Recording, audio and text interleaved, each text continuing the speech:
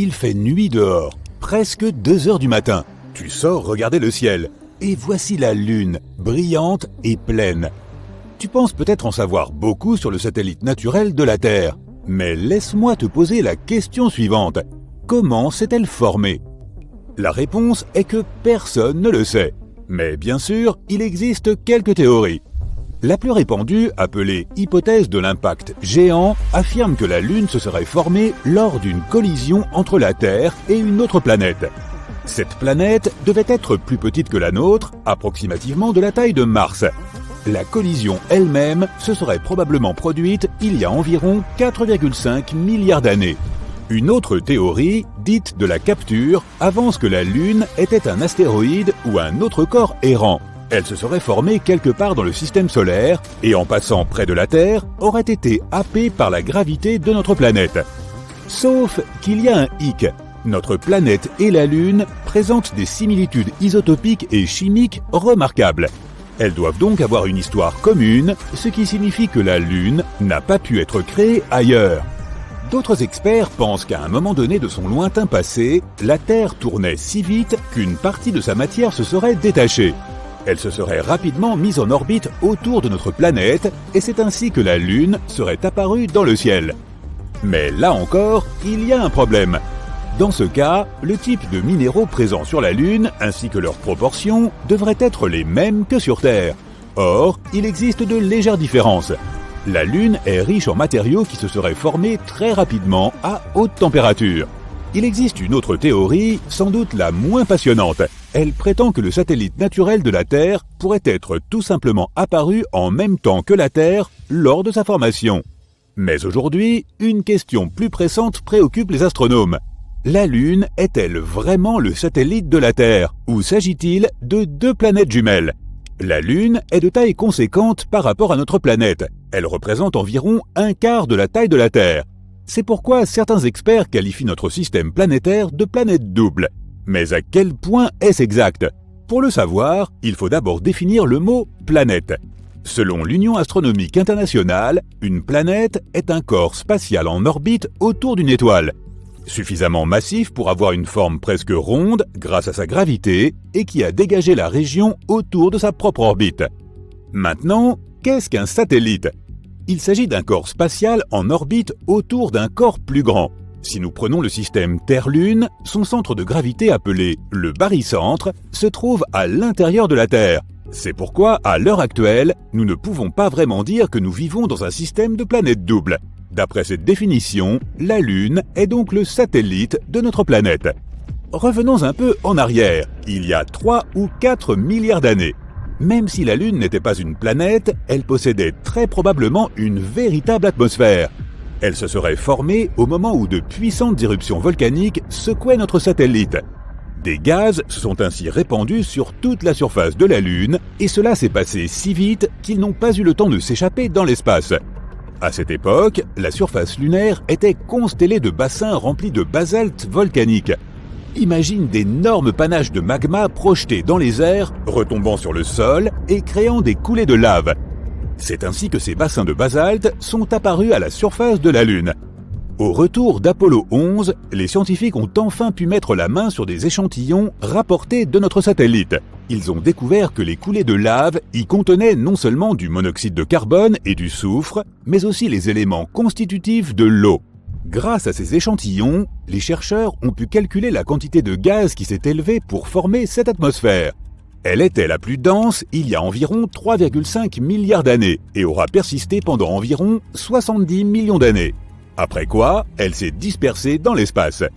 Mais le plus surprenant, lorsque la Lune avait une atmosphère, elle était également 3 à 10 fois plus proche de notre planète. Une simulation informatique suggère même que la Lune était probablement jusqu'à 19 fois plus proche qu'elle ne l'est aujourd'hui. La distance qui la séparait de notre planète aurait pu être de 30 000 km. Alors qu'aujourd'hui, notre satellite se trouve à environ 384 000 km. Ainsi, la Lune paraissait beaucoup plus grosse dans le ciel. Mais hélas, à l'époque, il n'y avait même pas de dinosaures pour admirer la vue. De nos jours, l'atmosphère de la Lune est presque inexistante. C'est pourquoi le satellite ne peut pas se protéger des météorites et la surface de la Lune est parsemée de cratères. À titre de comparaison, il y a environ 190 cratères d'impact identifiés sur notre planète. Beaucoup d'entre eux sont cachés par la végétation ou recouverts d'eau. Mais si l'on parle de la Lune, leur nombre est bien plus important. Il y en a plusieurs millions, et environ 5000 d'entre eux mesurent plus de 19 km de diamètre. Comme la Lune est géologiquement moins active que la Terre, ces cratères et autres formations anciennes restent en parfait état depuis des siècles. Lorsque tu regardes la Lune, c'est l'objet le plus brillant du ciel nocturne. L'équipage spatial se prépare au lancement depuis plus de 3 ans. Les préparatifs en vue de l'atterrissage sur l'étrange corps céleste comprenaient la collecte et l'étude d'échantillons de roches dans le Grand Canyon, l'exploration d'anciennes formations volcaniques sur le site de sécurité nationale du Nevada et l'examen de cheminées de gaz et de magma, de lacs de lave et de cratères à divers endroits de l'archipel d'Hawaï. Pour pouvoir résister aux conditions de microgravité, ils ont appris à marcher en oblique en étant attachés et suspendus latéralement et en essayant de se déplacer le long des murs. Ils ont dû éprouver leurs limites en suivant un régime alimentaire et de sommeil intensif pour s'assurer qu'ils seraient en sécurité dans l'espace. Il leur a fallu 3 jours, 3 heures et 49 minutes pour atteindre la surface de ce nouveau monde sur un site appelé la mer de la Tranquillité. Ils auraient pu opter pour l'océan des tempêtes ou la baie centrale, mais ils ont choisi cet endroit pour atterrir parce qu'il offrait une bonne visibilité et qu'il était relativement lisse et facilement atteignable avec le moins de propergol possible. L'une des premières choses qu'ils ont remarquées en arrivant sur place, c'est que l'endroit sentait plutôt mauvais. Tout cela peut ressembler au début d'un roman de science-fiction, mais c'est en fait l'histoire vraie de la façon dont la mission Apollo 11 a atterri sur la Lune le 20 juillet 1969. Depuis lors, la Lune a accueilli 12 visiteurs humains jusqu'à aujourd'hui. Nous la considérons comme notre voisine de l'espace, mais il y a encore beaucoup de choses que nous ne savons pas sur ce mystérieux objet céleste. Et cela ne devrait pas être une surprise, puisque la Lune nous montre en fait toujours le même visage. C'est parce que la Terre et son seul satellite naturel permanent sont en rotation synchrone, ce qui nous fait croire qu'elle reste toujours immobile. En réalité, elle n'est pas dans une position fixe et elle s'éloigne progressivement de la Terre de 4 cm par an. Crois-le ou non, la Terre et la Lune, bien que séparées de 384 000 km, influent beaucoup l'une sur l'autre. Si la Lune est en partie responsable des marées à la surface de notre planète, c'est en fait notre Terre qui est responsable des mouvements de la Lune. On les appelle les tremblements de Lune et ils durent bien plus longtemps que les tremblements de Terre, certains pouvant atteindre une demi-heure. La Lune peut nous sembler parfaitement ronde par une chaude nuit d'été, mais elle est en réalité ovale. Cette forme de citron est due à la force gravitationnelle de la Terre. Notre Lune présente davantage que des empreintes de pas lorsqu'il s'agit de traces humaines. En 1969, les astronautes américains ont laissé de nombreux objets à la surface de notre satellite, comme 2 balles de golf, un dessin du célèbre artiste Andy Warhol et un message de la reine Elisabeth II. L'une des dernières personnes à avoir marché sur la Lune à ce jour, un astronaute nommé Eugène Cernan, a griffonné les initiales de sa fille sur la surface en 1972. Comme il semble qu'il n'y ait pas de vent ou tout autre type de météo là-bas, les lettres TDC pourraient y rester à tout jamais. Il est possible d'être allergique à la Lune. Harrison Jack Schmitt, un astronaute de la mission Apollo 17, a passé quelque temps dans une vallée de la mer de la Sérénité, puis est remonté dans le module lunaire de l'équipage, mais il y avait de la poussière de Lune sur lui. Au moment où il a retiré sa combinaison spatiale, il a eu les yeux rouges, des crises d'éternuement et d'autres réactions allergiques qui ont duré 2 heures. Comme elle est si proche de nous, nous avons établi que la Lune avait un fuseau horaire qui lui est propre. Nous l'appelons l'heure standard lunaire, mais elle ne correspond pas à l'heure sur Terre. Pour obtenir un équivalent, le calcul est un peu complexe, mais en termes simples, une année sur la Lune est divisée en 12 jours. Chacun étant à peu près aussi long qu'un mois sur Terre. Chacun de ces jours a reçu le nom d'un astronaute différent qui a marché sur la Lune. La date de début de ce calendrier coïncide avec le moment où Neil Armstrong a marché sur la Lune. Ainsi, l'année lunaire 1, jour 1, a commencé le 21 juillet 1969, à 2h56 et 15 secondes, en temps universel. Comme la Lune a une atmosphère très fine, elle a des températures assez extrêmes, aussi bien chaudes que froides. Elles peuvent aller jusqu'à 93 degrés Celsius, mais près des pôles, elles avoisinent plutôt les moins 240 degrés Celsius. D'aussi loin que l'on se souvienne, les humains ont essayé de retracer le lien entre notre satellite naturel et la Terre, émettant des hypothèses pour expliquer pourquoi l'existence de la Lune nous affecte autant. Au Moyen-Âge, les scientifiques et les philosophes pensaient que pendant une pleine lune, certaines personnes étaient plus susceptibles de souffrir de différents problèmes de santé.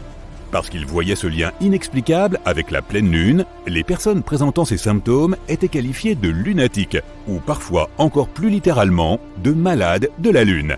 Les humains ne sont pas les seules créatures vivant sur Terre qui soient affectées par les cycles lunaires. Les propriétaires de chiens sont 28% plus susceptibles d'emmener leur animal aux urgences vétérinaires pendant une pleine lune. Tu penses peut-être que c'est la raison pour laquelle les loups ont cette préférence pour hurler à la pleine lune, surtout dans la culture populaire.